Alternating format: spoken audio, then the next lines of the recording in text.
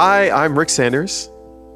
And I'm Christine DeMeo. Welcome to Gigging Solo. Rick, what's been going on in your world, man? I got pretty busy again, and I'm gonna be honest. I'm actually I'm pretty mixed emotionally right now in terms of gigs. Like I had some pretty decent gigs. Some of them were a little on the quiet side in terms of audience, but it was and we'll come back around to this at some point during the episode, I'm sure. But somewhere I want to say it was Thursday or something last week as we record this, I went because I was having some hand pain actually, and I thought, I turned 51 in a couple months, and I'm like, it's not arthritis, right?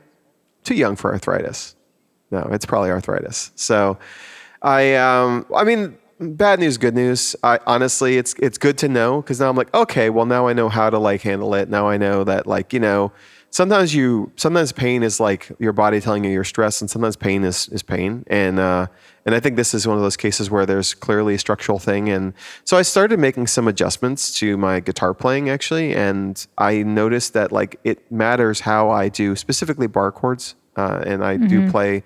I know you play your Taylor, but I play an acoustic steel string, and even with the action pretty darn low and the string tension set for an E flat tuning, it's still a lot to ask of your hands every single day. So I think the combination of getting old and that in particular, honestly, I was pretty bummed on Wednesday, but by the end of the weekend, I was feeling a lot better, both physically and emotionally, because I felt like I had kind of figured something out, and I've got renewed my efforts to make sure that I take care of myself. So anyway, it was a bit of an emotional roller coaster. I'm sorry to hear that. That is never fun. I can totally relate on all kinds of levels with dealing with pain and everything as far as that goes. But, I also had a very busy 2 weeks in a row and thought that I might die from all the gigs, but I'm here to tell you about it. And so I feel like that here we are. You definitionally live to tell the tale. That's basically what you got to do. Yep. Yeah.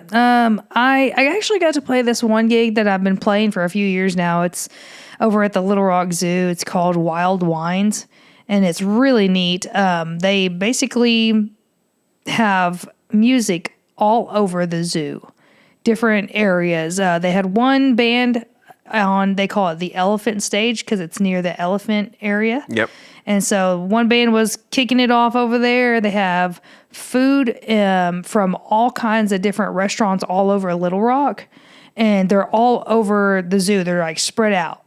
And you basically pay for a ticket, and then you get a wine glass, and you can go and try different wines from different vendors all over the zoo. You just walk through the zoo, checking everything out, listening to music. You get to eat food from all these different restaurants and vendors. And they had music under this one part in the pavilion, and that had a bunch of they had like a jazz trio where they didn't even sing. They just played like cool jazz tunes. Actually, I heard "Rock with You," a jazz version of "Rock with You," which was really cool. It's actually really cool. That's the Michael Jackson song? Yeah. Okay, yeah. Yeah, and so they were playing that, and they're super nice. When I come, they're just like, don't forget to take a break and have some wine and eat and yada yada. And I'm like, okay, So they had me set up.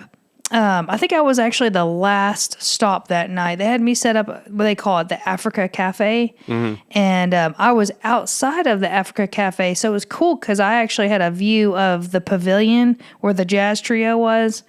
And I got to like kind of hear them here and there, like in between my songs. But it was, and then there was a nacho station right by me. And then there was a wine and they had a few other little drinks, but a big wine station across from me. So I was like, I'm in the best spot in the freaking freaking setup. I was like, you can't go wrong. It's like, you got nachos and you got wine. Yeah. I was like, that's a recipe for success or disaster, however you see it. Well, even if you're not partaking, I mean, it's kind of nice to be close to where people want to like queue up for things. Yeah. Honestly, it's because you're getting like at least a little temporary audience, which can become a more permanent audience if they like what you're doing, which is always nice. That was what made it so cool, is because I was in a spot where people would come and get food and get drinks, and they would mingle around. Then they'd hang out, be like, "Oh, okay, this is cool. She's playing all my songs that I like." And I actually got quite a few new followers from that event. So that was just really fun. And while I was playing, one of the ladies that books me there was like, "Oh gosh, you don't have wine yet. Let me go get you some wine." So she like got me wine while I was playing. I mean, they're just super nice. So I had a good time doing that. It's funny. I've noticed when I play in settings that have wine, but like a little beer or something like that, I do a little bit of a social chameleon thing where like the first time I play there, I'll politely take a glass of wine. I'm not really a wine drinker. But then after they know me for all, "Hey, Rick, you want a beer?" I'm like, "Yeah, please." So you take the wine just to be nice. Yeah, and then no, like, I gotta fit in. I gotta fit in. I gotta show that I can hang with the folks drinking wine, and then I'll just understandable. Yeah, I am a wine drinker personally. I like. If we're just like. What is it? Pinot Grigio. I like that. Okay, yeah. And then, but I think one of my favorites would be Pinot Noir. Mm-hmm. It's not too dry. It's not too sweet. But yeah, that's my jam. Luckily for me, I play a couple of vineyards. So when I drink wine, I actually like Malbecs, which I think are a little bit more fruity. Okay. Yeah. I was at a party. It was a cake and wine party specifically. It was basically a dry run of a wedding cake. The bride was a chef. Well, not a chef. What do you call like a baker? I guess baker's the term. Bakery cook, whatever that is. And and so she wanted to make her own wedding cake, and she wanted to try a few different. She just wanted an excuse to make a bunch of cakes and invite people over to eat them, and then try a bunch of different, specifically Malbecs. So like I'd never had them prior to that. I'm like, these are pretty good. These are right. That's so funny. This was years ago, I played a wedding for a friend of mine who is a chef. And she wanted to make her own wedding cake. And she made a peanut butter and jelly wedding cake. I've never had it since. And I know it sounds weird, but it was so good. It was so darn good. I still talk about it. I'm like, "Hey, I had a peanut butter and jelly wedding cake." It was legit. I used to love peanut butter. Like, I had it all the time when I was a kid. Sometime in the last, like, I don't know if it's like, I hope it's not like a nut. I don't think it's a nut allergy. I eat peanuts all the time. But like, somewhere in like the last 10 to 15 years, like peanut butter is just too thick. Like, it makes me feel like I'm choking, like almost immediately. Oh, wow. Yeah, it's weird. Like, if I have like a tiny bit of peanut butter, it can be tasty, but like much more than that. And it's like, yeah, I'm pretty uncomfortable. I can't have this anymore. So it's unfortunate because I used to like it. It's just one of those. Wait, so creamy then, right? Not crunchy? I think either, honestly, but usually I think creamy is more common. Okay, I'm a crunchy peanut butter girl.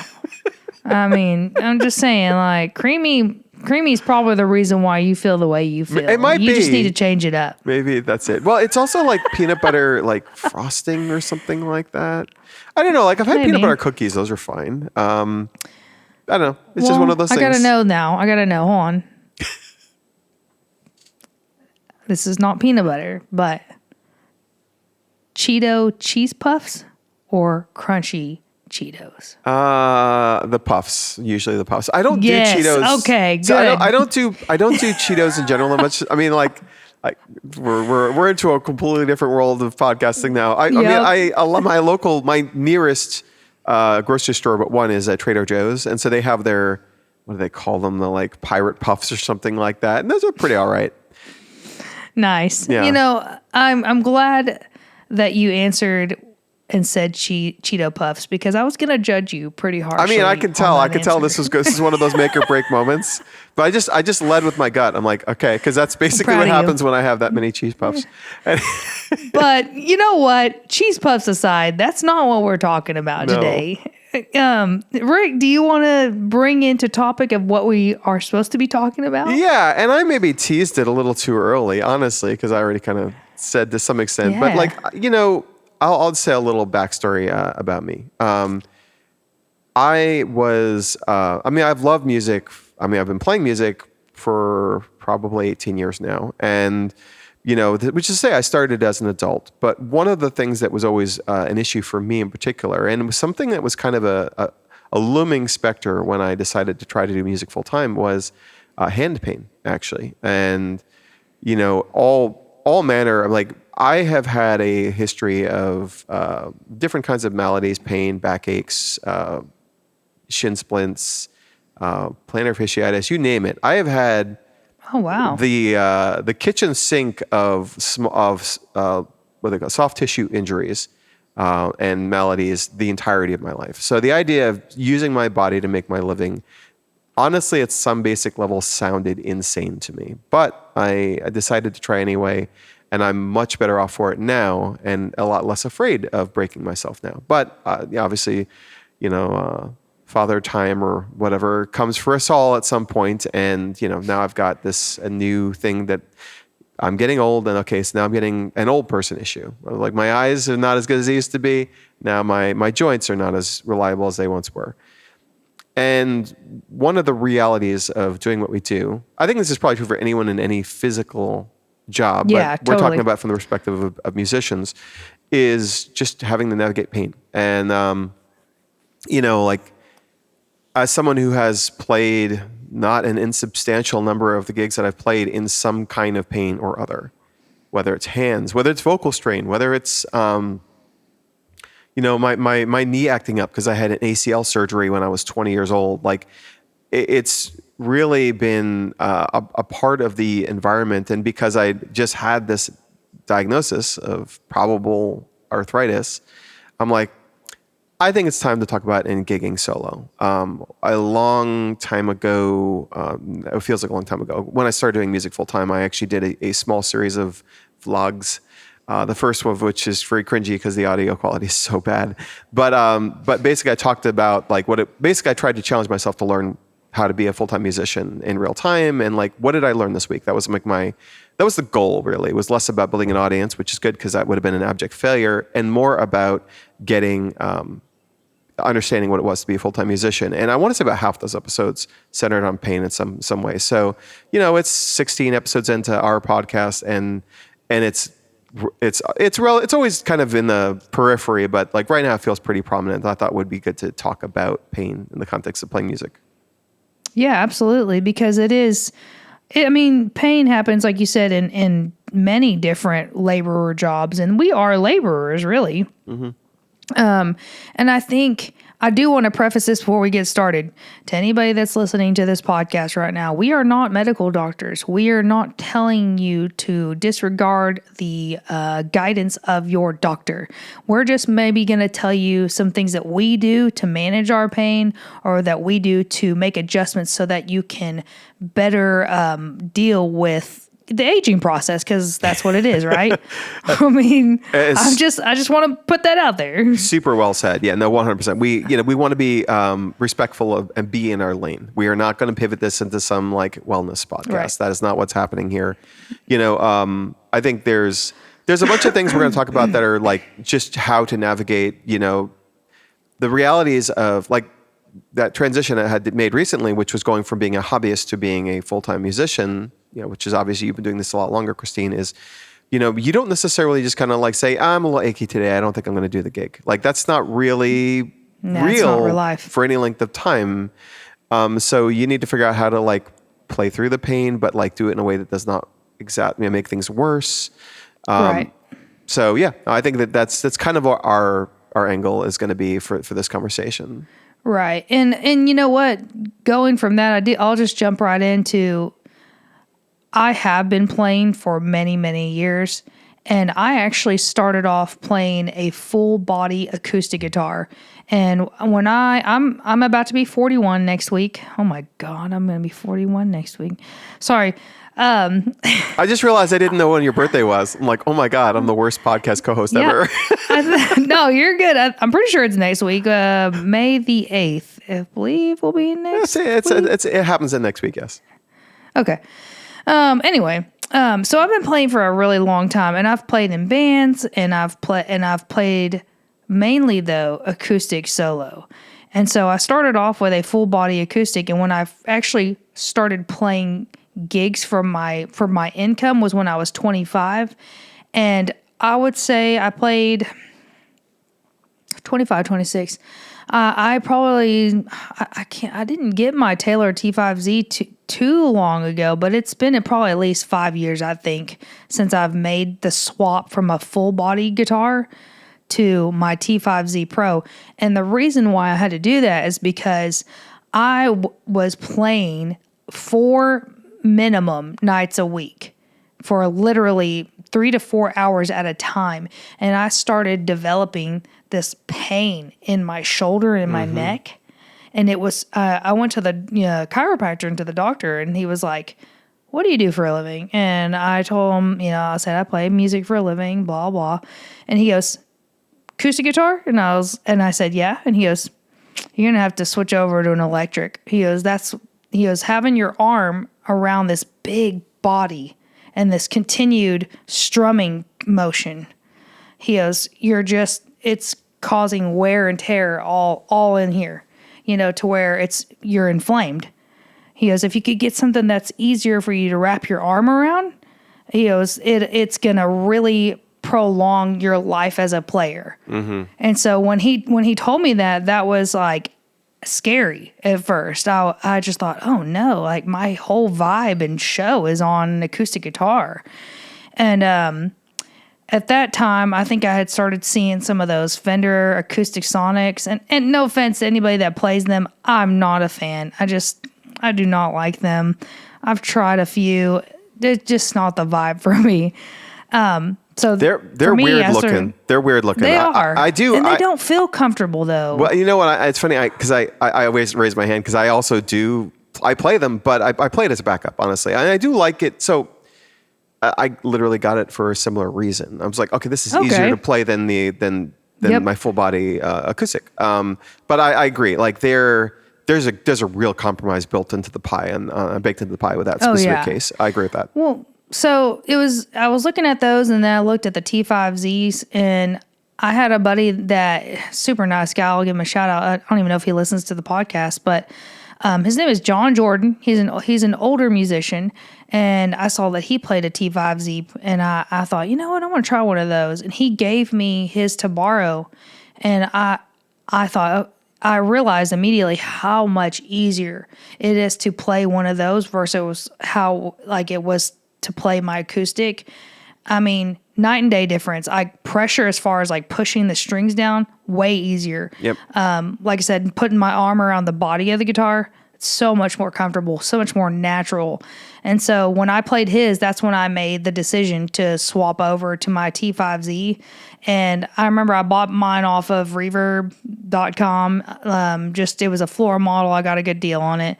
But it was hard. It was an adjustment. I had to adjust to playing it and getting used to it. But I can totally attribute my longevity and my lack of arthritis or any kind of pain to switching over to that guitar. It's made my gigging life so much better. Yeah. And so sometimes you have to make adjustments. That's where I'm at right now, honestly. And one of it's funny, there's been a few moments in my life where we talk about adjustments, right? If I should say I'm also on the same track, I'm probably I'm looking forward to trying the T5Z, and I may well make that cut over. I've got to make some other decisions around that, adjustments, et cetera. But like, there are a lot of things I did, when we talk about like making adjustments to your instrument, I used to play, I play steel string acoustic. It's a smaller than the body I think you're describing in terms of the guitar. And I will, by the way, for those who listen to the video podcast to the audio podcast, the video podcast, I often will put like illustrations of what we're talking about on the screen just to make it easier to follow. And I will 100% do that in this case because the, when you hear about acoustasonic, first of all, that's a weird word. Also, it just looks strange. And I will say that there's I don't know if this is a joke that you've been in on as well, Christine, but like the fact that Fender, which is primarily an electric guitar company, made an acoustic-looking hybrid guitar, and Taylor, who is an acoustic guitar company, made an electric-looking hybrid guitar. It's very funny. They all just changed lanes for that.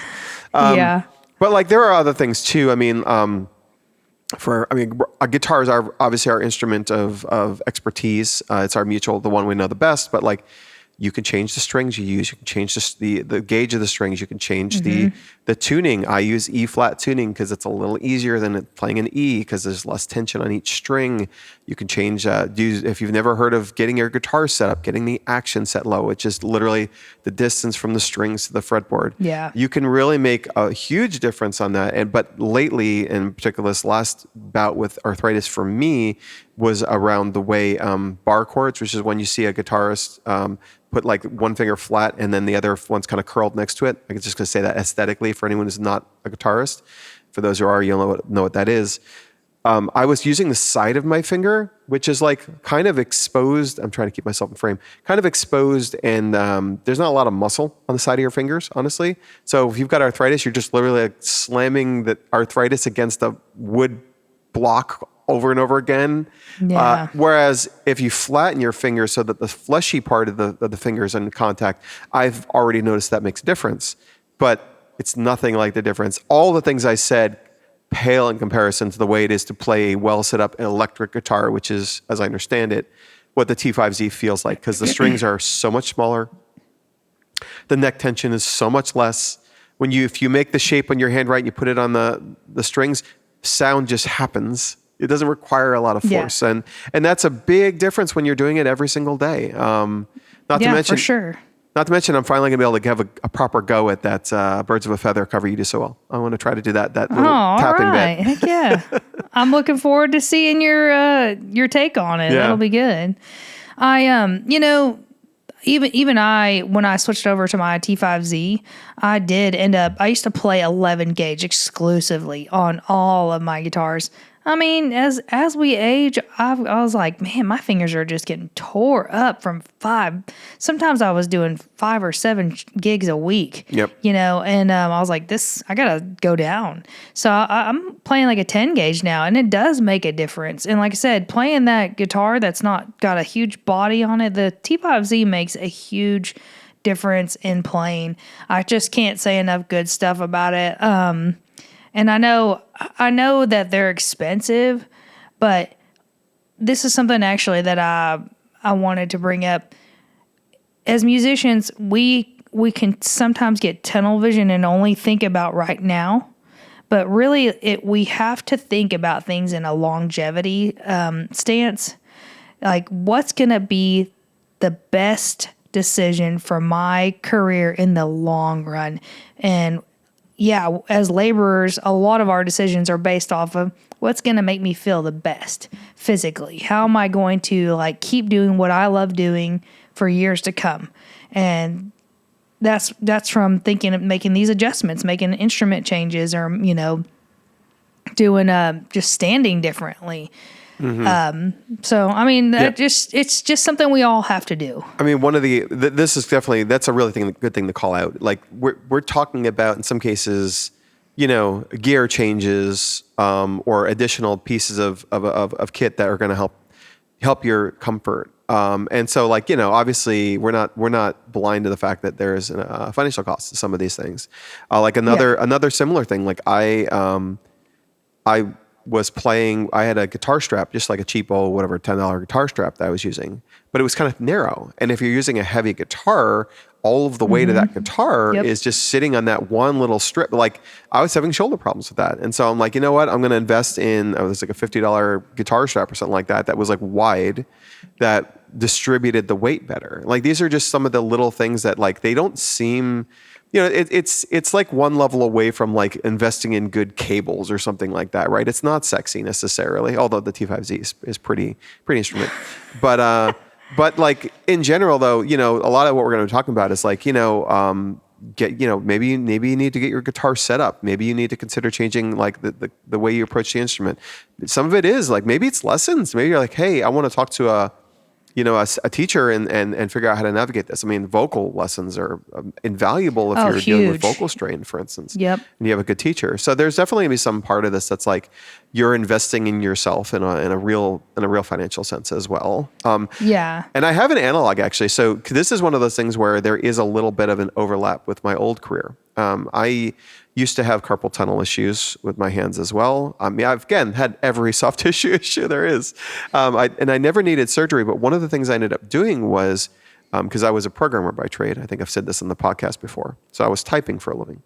Is I invested in a high, like instead of just a cheapo $20 keyboard, I ended up getting for like $150 keyboard that was made ergonomically to keep my hands from imploding, because that was worth it to me, and it gave me a lot of relief, and it meant that I didn't have to have a expensive surgery and lots of pain and misery, and it just made it ironically made me a better typist too, similar to like having a good guitar or working on these things. Like most of the moments in and I say this with like a lot of things where like pain is involved, and this is true for vocal strain as well. Whenever I'm feeling like tension, I try to, rather than gripping on harder, I release more.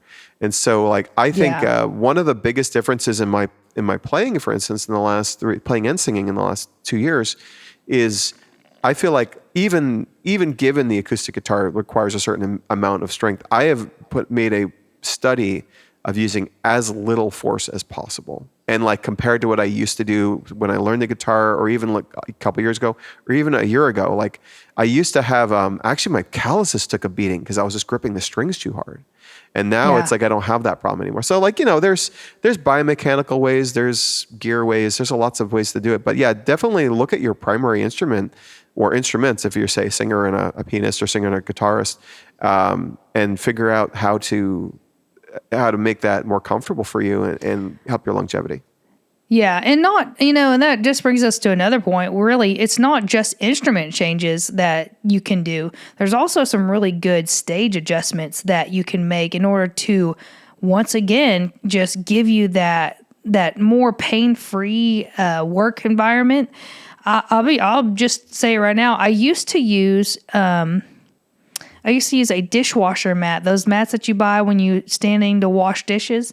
And I used to use one of those when I would stand to play. And then for a while, I didn't have it anymore because I started sitting. But just here recently, I've been standing when I play again. And I thought, you know what? My feet are killing me just standing in one spot and constantly doing this tap dance and my lower back and everything. And so I forgot how much of a huge game changer that a literal dishwasher squishy mat is. I mean, I came home the other day telling Christian about it. I was like, gosh, that little mat has been a game changer, babe. My feet feel great. I'm not even hurting, And it makes a huge difference just to have that one little thing. 'Cause now I'm like, okay, I'm comfortable. I'm not just thinking about, okay, as soon as I get done, I'm going to go sit down, So that's a small adjustment that you can make. And I know, I'm sorry, I don't want to take some of your points. Didn't you have a point on stage adjustment? Yeah, I mean, well, there's a couple that around that. One of I use a rug, same kind of idea, similar like how drummers do. I do it both for the contact of my pedals with the floor, but also my feet with the floor for sure, protecting them from that. Because I play standing up, and I pretty much have for the last 3 years. And having that underfoot. It's funny, I get myself in trouble because I've gotten so used to throwing it down first. If I'm on a spongy material, sometimes I just make it too spongy, and it's like, okay, now it's a disaster. Now I'm wobbling as I'm trying to balance and hit all the buttons. But like another one actually, and this is funny, this actually isn't even like a gear change, but like, where's your microphone?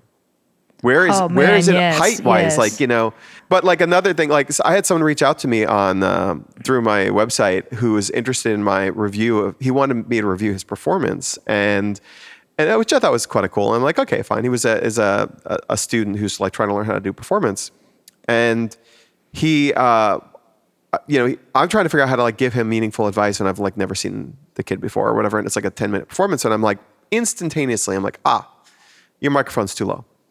Because you're hunched. Yep. And like that sounds like a small thing. I mean, for stage presence, which is what he cared about, that's important. But also for like your back, your shoulders, your airflow. If you're a singer, you want to have that up and out there. You're going to be much more comfortable if you're not forcing your voice out through a hunch. And so these are like, again, this is all part of getting your stage laid out in a way that's comfortable and sustainable. Yeah, that's a huge one. The position of your mic stand. But another one, I'm gonna throw this out, and I know some guitarists are gonna get mad, but some of you guitarists are just wearing your guitars way too low. Yeah. Which once again just creates this this rounding of your shoulders.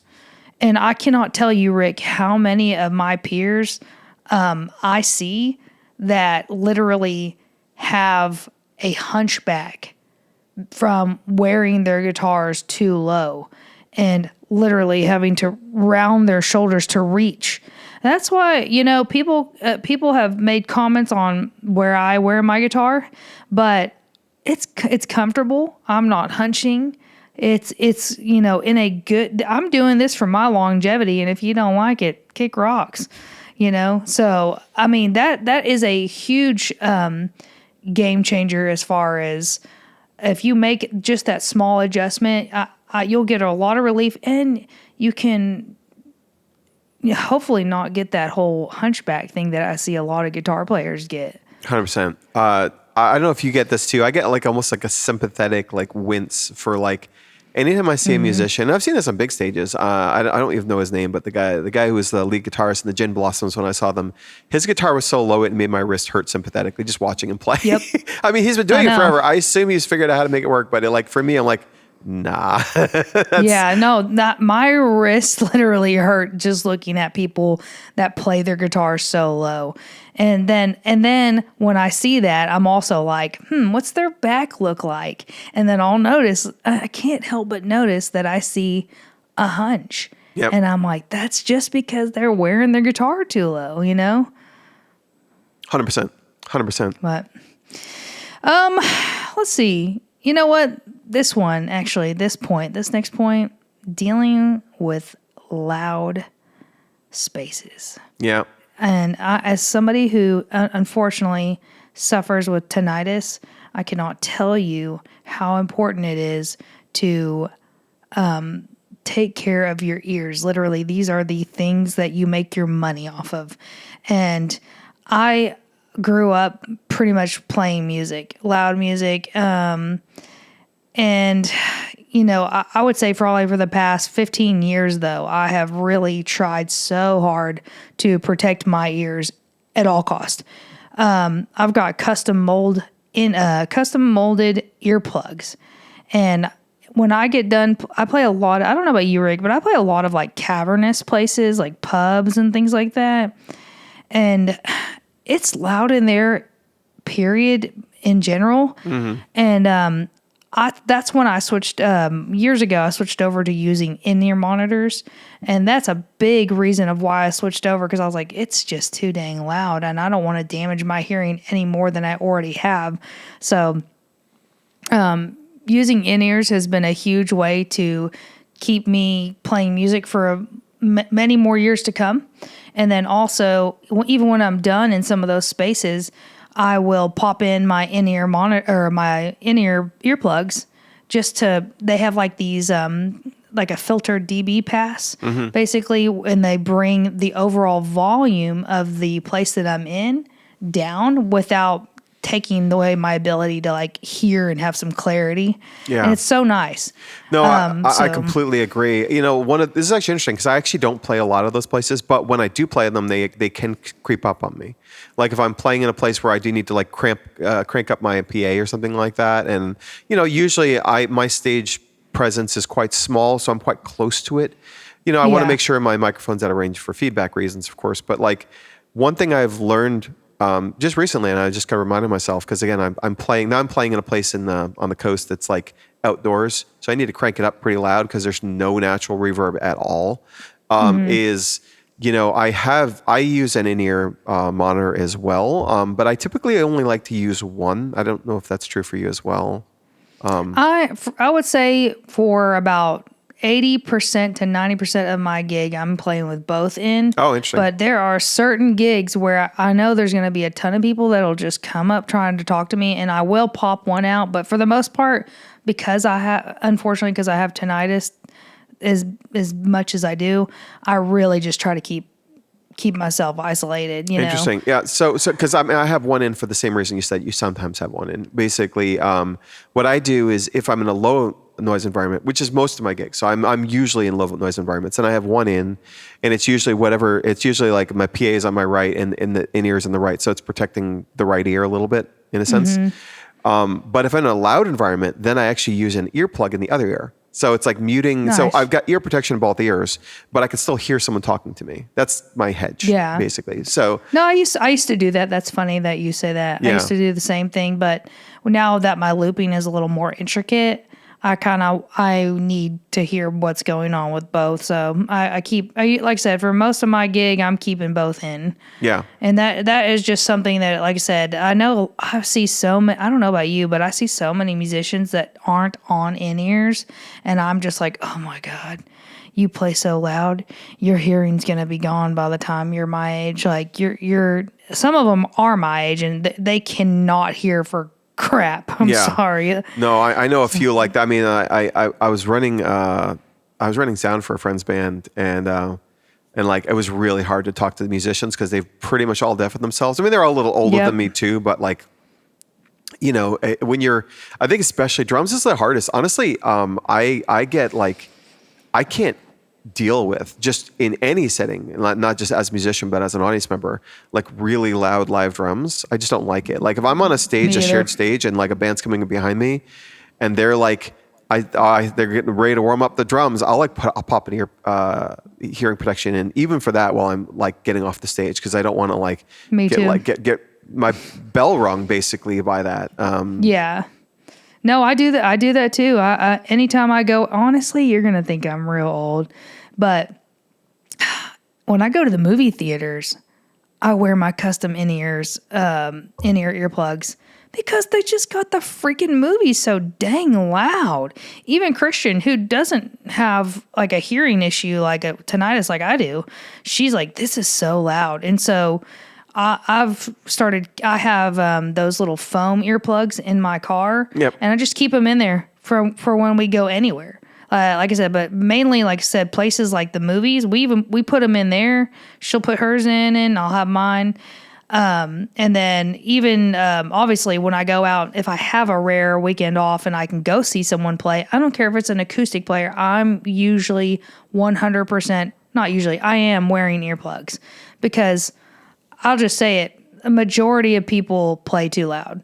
So I'm big on hearing protection, man, because once you have tinnitus, you can't get rid of it, and it's not fun. Yeah, and one other So- thing, you can get these. This is actually my keychain, which has never been on Yep. a podcast before, and I have a little earpiece or earplug thing, the kind that cut the dB generally, and it just sits. It's always with me. It's always there when I need it. Me too. How funny. I've got I've had several over the years. I actually switched over to using, I think they're called loops. Mm-hmm. And those work pretty decently. I keep them on my keychain. So I've got those, and I've got my custom ones that I keep in my gig bag for when I get done with a gig and just pop them in there and go. Yep. Yeah. All right, I got another one to consider for consideration, and that is and this is temperature related actually. So it's funny. I play at a place. I just mentioned it actually. This is a place in Pacifica. I've now played there 4 times, and it's kind of a funny stage because it's like literally I have to lift my looper up to my shoulders to put it on the stage. The stage is super tall. So luckily I'm able to do that. But one of the things is like Pacifica is on the coast. If you look for Pacifica, California, it is on the coast. You are right against the Pacific Ocean. The Pacific Ocean is notably very cold, and it's very common for me to get there at 3:00 to set up and be like done at 8, or whatever. And in the intervening time, I start out too hot because it's sunny and like a little bit hazy. And I am wearing a sweater by the end of the gig. And so Oh, yeah. being ready for temperature, but specifically in the context of like playing with discomfort, it's really bad to let your hands get too cold. In most forms of music, when you're using your hands, whether it's piano, guitar, drums, bass, you want to make sure that you have, I try to keep my core temperature warm to make sure that it's less like I'm not shivering while I'm playing or anything like that. It's really difficult to do that. And I don't know if that you found this to be the case as well, but like I've noticed that like when I was really starting and I would play anywhere at any time or whatever, I would be playing like a February gig and my hands are freezing. finger picking is Been there. so miserable. You're like, because I can't finger pick if my fingers are too cold. I Yeah, don't even know 'cause- if I'm hitting the right strings. because the fretting hand's doing this the whole show, but the other hand's mostly just doing this the whole show. And then I'm like, okay, hands, let's go. And they're like, no, just no. It's not go. possible. Yeah, no, I've been there for sure. And dressing, I'm always worried about being cold. I don't know why, because I can get cold easily. So I always usually have like a jacket or a hoodie in my vehicle. Now here you're about to be in Arkansas soon. Yes. So you'll probably get a nice little preview of what it'll be like. It shouldn't be too hot in May, but it's gonna start warming up. It's already starting to warm up. When I have gigs that I'm playing outside, I'm totally dressing for comfort, but I'm also trying, I also make sure that I look nice and clean and put together. But I'm wearing shorts. I've got a fan on stage. Usually I have a fan on stage always. Same. Like that, those are just small things that you can do to make sure that you're going to be comfortable during your gig. I have a fan. I wear shorts. I always have two things usually: coffee and water. I usually have a big jug of water with me. And those that watch my live stream will see. They'll comment, "Oh, Christine's got her coffee and water." I got a little table that sits right beside me as I'm standing, and I've got it right there. And these are just small things that I do in order to make my gigging life more comfortable. Because, like I said, standing for hours at a time and exerting that much energy and pushing to, obviously I'm not straining, but pushing to sing. Yeah. You're engaging parts of your core and your abdomen through a 3 to 4 hour process, so you want to do things that are going to make you feel good and hopefully help you to have a much more successful gig, Yeah. Like mechanically, for instance, when I'm dealing with that Pacifica gig, it's funny. I often have like a casual t-shirt I used when I'm loading in. I have a t-shirt that's just like a solid color undershirt for a backdrop for, I like short sleeve shirts just for my arms to be able to move, but I can use a short sleeve, like colored shirt over like a white or black t-shirt. So I have, streetwear, if you will. Then I have an undershirt. Then I have the short sleeve shirt, maybe a long sleeve shirt, and maybe a sweater as well. And so literally during every break, I'm like, okay, it's getting this cold now. So like I start out by like just putting on just like the gig undershirt and like a layer above it. Then I add my outdoor shirt underneath the t-shirt, and then I'm like doing it literally layering a little bit every single break. It's just got, but you do want to make sure you're comfortable, and it's also part of like, we've talked about how it's lonely or whatever. Like you don't want to just be miserable. It's going to make it hard to project the vibe that you want to do. Yeah. And some people are like, oh, you're just want an excuse to buy things. You just think you need this. No, these are the tools of your trade. Absolutely. These are things that you're doing to make your work life more enjoyable. And I think that's where the crossover needs to happen. Some people don't understand that they view playing music as a hobby. A lot of people do. And it's like, no, actually, I'm playing music for my bread and butter. I'm doing this 4 or 5 times a week. Like I need certain things to have a good workflow. So you just think of it as investing in yourself, investing in your longevity, investing in your ability to keep doing what you love. Yeah. And I mean, this is just part of it. Well, one of the realities of doing this for a living and not being a hobbyist is that sometimes it's just, you're just going to not be right during a gig. And this one, we'll try not to make it super open-ended, right? Because towards the end of the podcast, but like, I do think that there is, well, first of all, again, to restate something we say at the beginning, which is that, we are not doctors. We're not trying to diagnose you or anything like that. But when you're injured, sometimes you just know, like, okay, well, my hand is not feeling great. It is okay to make adjustments to your set. If you're vocally fatigued, maybe you don't do that really high song. If you're like, if you are dealing with the problems of bar chords, maybe pick your set list in a way that navigates around them. Like, tiptoe through don't just go straight into the teeth of the thing that's hurting you and hurt yourself more. I actually was dealing with some knee issues, still am actually. It's taken freaking forever to get physical therapy. It's currently not an injury. I was worried because I did have that surgery when I was like 20 years old. I had ACL surgery.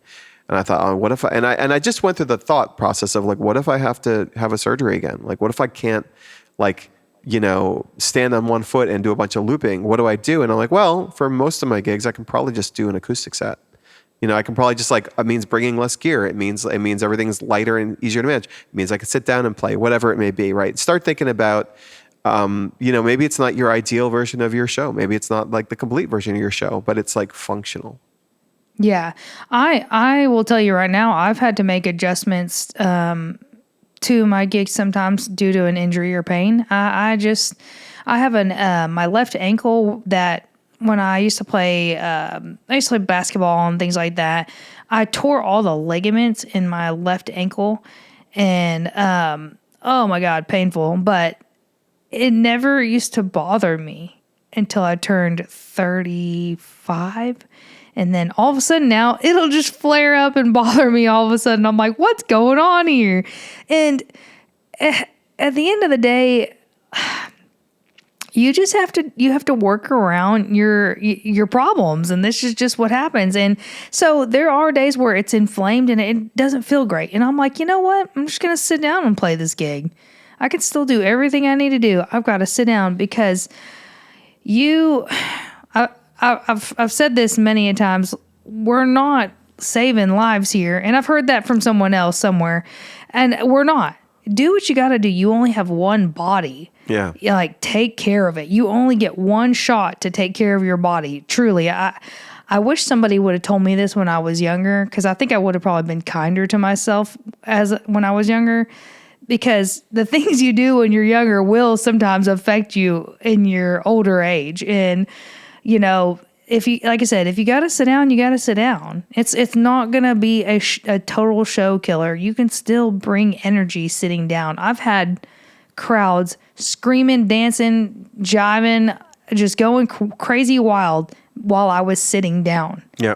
So, you can still bring energy. I will say, this is like part statement, part question actually, Christine, which is like, it's been a while since I've done a sitting show. I used to do it all the time. In fact, I still remember vividly when I started to try to stand and loop and do what we do. Because at that point I was so used to sitting that I was used to using both feet. And so I would try to lift the foot I was standing on to touch a pedal and almost fall over a couple times. Oh, that happens to me still. Yeah. And so but there's a part of me that's this is where the question is it worth practicing the lower energy thing just so you're not completely, because of course in a world where you need to, you're dealing with pain, you're dealing with whatever else, right? Do you think you just slot into doing what you need to do to make that happen? Or is it worth practicing the lower energy thing? It just depends. I think for me personally, I didn't need to practice. I've been playing music for such a long time. I'm not trying to sound arrogant. It's almost just second nature muscle memory. Yeah. But I probably should have practiced actually standing and looping, because there was quite a few times and it still happens, where trying lifting one foot to go hit a button and I'm like, whoa, and I swear people probably see me do that, and it's comical, but sometimes I lose my balance. But yeah, nothing wrong with preparing for moments where you might have to switch it up a little bit, which honestly, there's a saying. It says an ounce of prevention is worth a pound of cure. That's not how I know the saying, but I'm gonna go with it. I'm just telling you, an ounce of prevention is worth a pound of cure. The sentiment is true. I've heard protection instead of cure. Well, whatever. Both really work actually. They do. They're both. Truly. No, it's just funny. I think one of them is just more pretentious sounding. Oh, well. I'm always going to do the more pretentious. I'm not trying to be pretentious. I guess I could try. I don't know. Anyway, truly though, this whole episode, I think this whole episode comes down to that little quote, that little saying is, you have to do things to hopefully, minimize injury and to maximize your longevity. And we are laborers, so this is what you got to do. Come to terms with it, folks. Sorry. Absolutely. You're a laborer. You're not a cool rock star musician. You're somebody who plays music 4 or 5 nights a week. You're using your body to make a living. Treat it right. Which honestly, I'm going to throw this out here. And I work out 5 days a week. I mean, I'm doing I'm not like I'm not trying to bodybuild, but I'm doing practical life enhancing workouts, things that I do some weightlifting. I mean, I do like the whole bench press. I work out my legs. We have arm day. We have leg day. I do cardio, and I've been doing these things. I've been working out for so long, but I did it based off of vanity when I was younger, but now as I've gotten older, I want mobility. And so luckily for me, Christian is a health and wellness / personal trainer. And so she trains me for free, and I get to work out, and I have way better mobility than I ever have. And it definitely carries over in helping me in my job, my career. So I think it's important to take care of your body and to make time to work out and stretch and hydrate and all the things. No, I mean, that's a really good point, and it's something honestly I need to improve at. I've never been a gym rat. I used to do rock climbing a bit more, and the problem with that is it can also kind of just lead to, first of all, it fights guitar calluses, something fierce. You want to talk about your hands being exposed to the grim reality of pressing on metal all day long. But having said that, no, 100%. I have taken my physical health a lot more seriously since I've been doing this full time. Because you have to. I mean, you mentioned like hydration. Hydration's so important, and not just for singers. Hydration, sleep. Are you getting enough sleep? Oh my God, that's so important. Stretching and warming up. For me, vocal warm ups, I'm pretty good at that, but like, I need a better guitar warm-up routine, honestly. I'd say that as someone who's owning the fact that these are all areas for improvement for me, but it really does make a big difference in terms of, your longevity and like general body health and strength. Definitely. I mean, we also just lift gear around a lot all the time too. Yeah, so. That actually is a huge part of our job. And I need to get better at this, just overall stretching, like body stretching, because there for a minute, I think it was last year when I was just slammed with gigs. I flew out to Key West, and literally sitting in an airplane made my sciatic nerve, I guess, flare up. And so my whole left side of my leg, my hip area, it's off and on hurts, but it feels better when I stretch regularly. And so that's something I've got to work on. And it's funny that you mentioned the guitar warm-up stuff. I've been trying to warm up with some scales and things like that when I play too, just to wake my fingers up before we start doing a gig, you know? Yeah, I mean, I've been kind of sort of, it's not really, it's like doing like rote, boring scales is better for, like flexibility and movement. Yeah, because it's all about hitting the different movements of your fingers rather than the musical movement of like, hitting that. Having said that, like my typical thing is like, I set up everything. I loop Dreams by Fleetwood Mac just because I find it very easy. And then I start like just jamming out over it just to kind of get like my fingers a little bit more loose. It's also like a little bit more musically interesting to the audience if I'm like turning on it and like walking around sound checking or whatever, I can do that. But yeah, a good guitar warm up, a good exercise. I do need to kind of work that in somehow. Yeah. Even for me with vocal warm up, a lot of times I'll just get in the car and on my way to the gig, I might sing to a song that's on the radio just to get warmed up. I find that really helps actually wake my vocal cords up when I'm on my way to a gig. It's just something easy I can do. Do you do lip trills? Lip trills? No? No, I don't do that. No, that's my go-to. They actually work really well for me. I need to try that out sometime. Yeah. Well, sorry, that was the most ridiculous thing I've done on the podcast camera for sure. No, not good time to end the episode. I'm ending on a high note. Most ridiculous thing?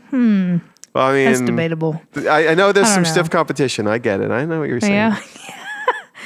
Well, this was a good episode, I think. I think we covered a lot of ground. And once again, We are not doctors. We're not trying to tell you to disregard the medical advice of your doctor. So always make sure that you consult with your physician first on Yeah. anything and everything. But these are just some of our personal experiences that we are sharing with you guys. And hopefully some of it was helpful and you can imply or you can put some of that to work in your personal life or career. But I mean, we want you guys to make sure you know that we're not doctors and we're not trying to tell you what to do. absolutely. And like to your point, and which is an ounce of prevention is worth a pound of cure, which is true. I mean, most of what we're talking about here is like preventing the worst outcomes, like to check your instrument, check your posture, check all these kinds of things. Like these are things you can do that are not just like sitting in the woodshed, as it were, and working on that kind of stuff. Or, they are good things to do independent of going to the doctor. But if you think you're injured, definitely check with your physician and and approach that thing. 100%. Agree. Well, I got nothing else, Rick. I think that was pretty good. What do you think? I think so too. I think if they liked what they heard, they should definitely follow us on their podcast platform of choice. Maybe give us a nice review. Drop us a comment if you're watching the YouTube. Again, we'll have pictures of the guitars we're talking about because we've realized that we did talk about a little bit of gear by like their esoteric names, the Acoustasonic and the Evolve 30M or whatever. There's a lot of these things that are like, what is it? What language are you speaking? Well, we try to illustrate that on the video podcast. So check out the podcast on YouTube. But in general, we appreciate you being here. And Christine, I appreciate you being here too. Well, Rick, I appreciate you being here and I appreciate you appreciating me. Good, I guess. On that note, I'm going to say I'll see you guys next week and hope you have a wonderful rest of your day. Cheers all. We'll look forward to catching you next time. See ya.